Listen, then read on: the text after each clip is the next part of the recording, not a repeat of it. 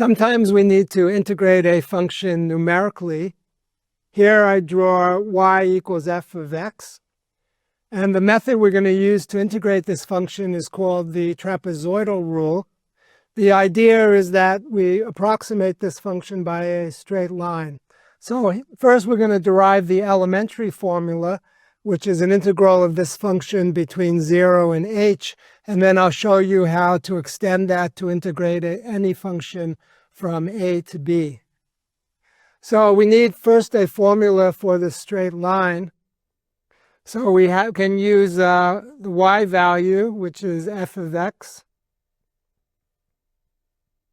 equals the y-intercept, f of 0, plus the slope, which is f of h minus f of 0 divided by h times x.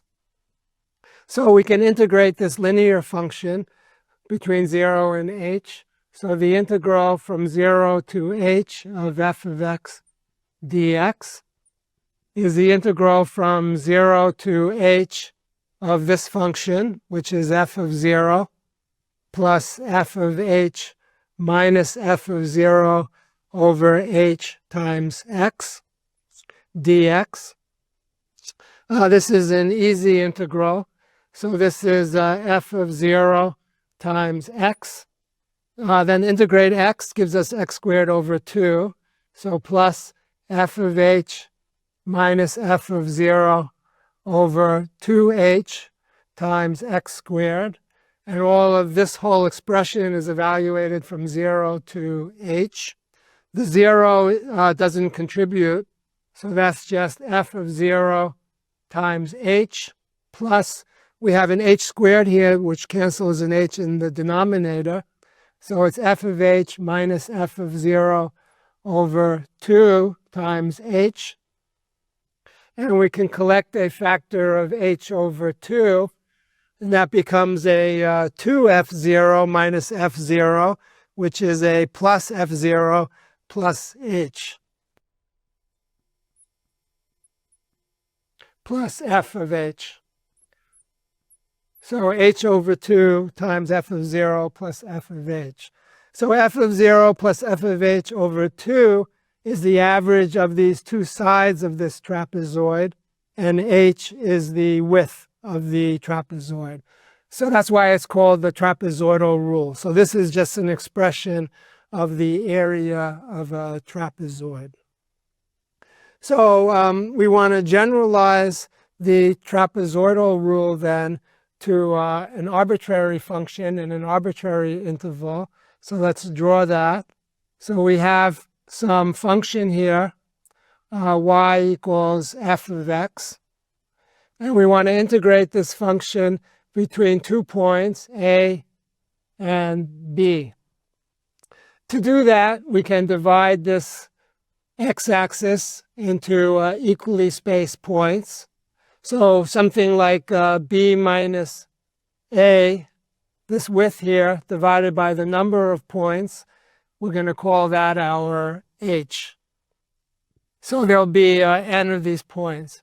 And then we can designate these values of f. So f naught can be the value of f at a. f1 can be the value of f at a plus h. f2 can be the value of f at a plus 2h, etc., until we get to the last one, which is f sub n, would be the value of f at the last point, which would be b. Now, the idea is we take this elementary trapezoidal rule and then use it for each of these subintervals. So we're shifting 0 to wherever we are, and h to then the next subinterval. So if we do that, then we can write down the following. We can write down the integral from a to b of f of x dx is equal to the first piece here would be h over 2. And then we would have the first point, the value of f at the first point, plus the value of f at the second point. So that would be f0 plus f1. Then the next one would be plus h over 2, and we would have an f1 plus f2. And we would keep on going until we get h over 2. And that would be the last one, would be fn minus 1 plus f sub n. Now we can combine this expression. So we have an h over 2 in front. We have one f0 and one fn. But then we have two f1s, two f2s. All the points in between have two of them. So we can write this one as f0 plus 2f1 plus 2f2, etc., plus 2fn minus 1, plus the last point by itself, f sub n. And this is the general trapezoidal rule then. We can get this to converge to the actual integral simply by taking n large enough. Okay, so how do we actually implement this? Well, we add the first point, f0, to the last point, fn. Then we sum all of the middle values and multiply them by 2, and then add them together, and then we multiply by h and divide by 2. That's the trapezoidal rule. So let me summarize.